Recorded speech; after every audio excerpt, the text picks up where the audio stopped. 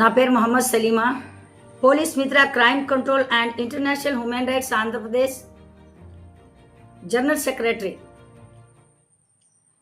Sir, ఇక్కడ మన CM Chandrababu Naidu గారికి, అలాగే నారా లోకేష్ గారు, పవన్ కళ్యాణ్ గారు, జిల్లా కలెక్టర్ వారు, జిల్లా ఎస్పీ గారికి, అలా డిస్టిక్లో ఉన్న ప్రతి పోలీస్ వారికి, డిస్టిక్లో ఉన్న ప్రతి సంఘాల వాళ్ళకి కూడా నేను ఇవాళ కోరుకుంది ఒకటే, మహిళలని వాళ్ళకి రక్షణ లేకపోతుంది. ఎందుకని? ఇది పోలీస్ వారు ప్రతి ఒక్కరు కూడా మహిళలకి రక్షణ ఇవ్వకపోగాక వాళ్ళ మీద నిందలేస్తున్నారు. వాళ్ళు మంచి పని చేయడానికి ఎవరూ బయటకు రావట్లేదు. అలాంటి మంచి పని చేసే మహిళలు వచ్చేటప్పుడు అప్పటికే వాళ్ళని ఎలాంటి టార్గెట్ పెడతారంటే పచ్చ బూతులు తిట్టడం, లేదా వాళ్ళు మంచి పని చేస్తే వాళ్ళని అడ్డుకోవడం ఒకటి చేస్తున్నారు.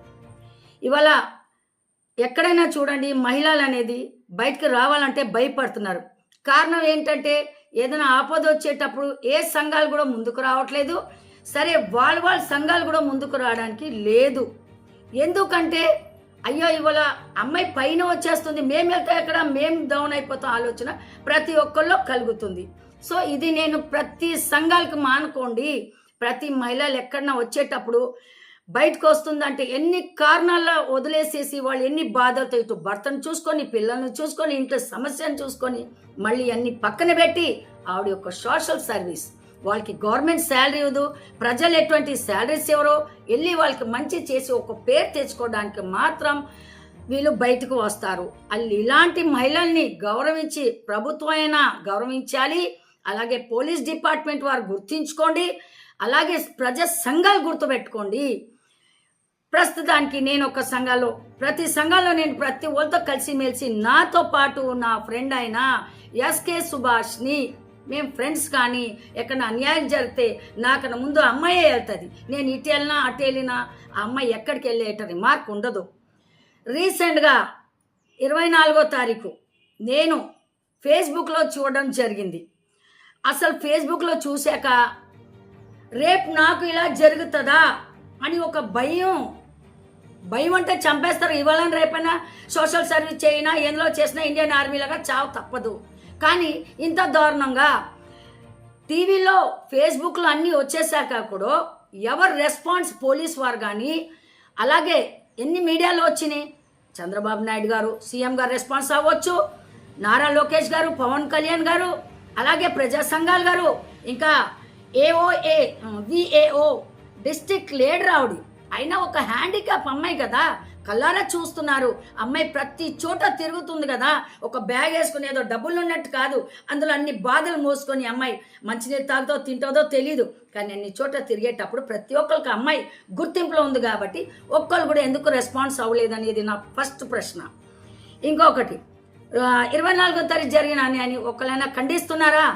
ఖండించాలి ప్రతి ఒక్కరు. అది మన పార్టీ కానివ్వండి, మన సంఘాలలోనే కానివ్వండి, ఇంకా మిగతా హ్యాండిక్యాప్స్ బ్యాచ్ చాలా మంది ఉన్నారు. అమ్మాయి ప్రతి ఒక్కరికి చెప్తుంది కదా, సహాయం చేయడానికి ఏ పెన్షన్స్ కానీ ఏదైనా ముందు ఉంటుంది. అలాగే మీరు చూస్తూ ఉంటే కలెక్టర్ ఆఫీస్లో ఎప్పుడు సోమవారం చూడండి అమ్మాయి ఉంటుంది, ఎస్పీ ఆఫీస్ చూస్తే అమ్మాయి ఉంటుంది, ఎక్కడ చూస్తే అమ్మాయి. నేను అలాగే పనిచేస్తాను కాబట్టి అమ్మాయి కరెక్ట్ ఉందో నా దృష్టిలో కరెక్టే. మరి ప్రజలు ఎలా అనుకుంటారో నాకు తెలియదు. కానీ ఇది పక్కన పెట్టినా ఒక మహిళకు అన్యాయం జరిగేటప్పుడు ఎందుకు వాయిస్ ఇవ్వట్లేదు? అందరు కలిసి ఒకటైతే కదా, ఒకటవుతే కదా ఒక మహిళ బయటికి వస్తుంది. మీరు ఇలా చేస్తే మా మొగలు ఎలా బయట పంపిస్తారు? మీరు కూడా చావుకే కారణం అయిపోతారు. అమ్మాయి చావుపోతే వాడికి 2 పిల్లలు, తన భర్త ఏదో కష్టపడి పెంచుకుంటారు 2 పిల్లలు. 24వ తారీఖు నేను చూశాను ఫేస్బుక్లో కొట్టే విధానం చూస్తే అమ్మాయి చచ్చిపోతే ఎవరు రెస్పాన్స్ దీనికి? సరే, ఏదన్నా ల్యాండ్ విషయం ఉంది, ఏదైనా దారి కూడా ఉంది, ఏది ఉన్నా అక్కడ రైతులతో మాట్లాడాలి, లేదంటే పోలీస్ కంప్లైంట్ ఇవ్వాలి. అంతేగాని ఏదో పాలిటిక్స్ చేయడం మాత్రం చాలా తప్పు. పాలిటిక్స్ ఎక్కువైపోయింది. సరే, కొట్టారు, ఖండించారా? ఎవరు ఖండించలేదు. అలాంటిది అమ్మాయికే నా ప్రాణం పోతే ఎవరు రెస్పాన్సిబిలిటీ? ఈ అందరు కూడా ప్రజలు, అక్కడ కొట్టిన వాళ్ళు బాధ్యత ఇది.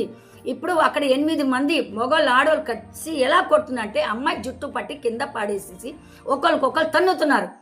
దీనిపైన కలెక్టర్ గారు, ఎస్పీ గారు, అలాగే డిఎస్పీ మేడం గారు, జంగారెడ్డి సిఐ గారు, జంగారెడ్డి ఎస్ఐ గారు ఇన్ని రోజులు ఏం చేస్తున్నారు నేను ప్రశ్నిస్తున్నాను.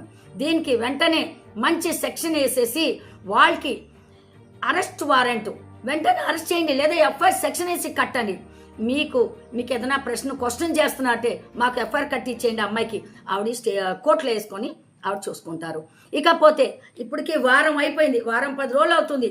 మొన్న నేను అని సలీమా మహమ్మద్ సలీమాన్ నేను కూడా అమ్మాయికి సపోర్ట్ చేస్తా. జంగారెడ్డిగూడెంలో మేము అందరు కలిసి మొత్తం సంఘాల వాళ్ళు వచ్చారు, అక్కడ నేను ఆదరించాము, ఆవిడకి ఖండించాలని చెప్పి అలాంటి నెక్స్ట్ టైం జరగకూడదని కూడా నేను మనస్ఫూర్తిగా కోరుకుంటున్నాను. కోరేని ఎస్ఐ గారితో కలిస్తే మేడం గారు మేము ఖచ్చితంగా దీని మీద యాక్షన్ తీసుకొని కేసు కట్టి మీకు ఇస్తాను సార్.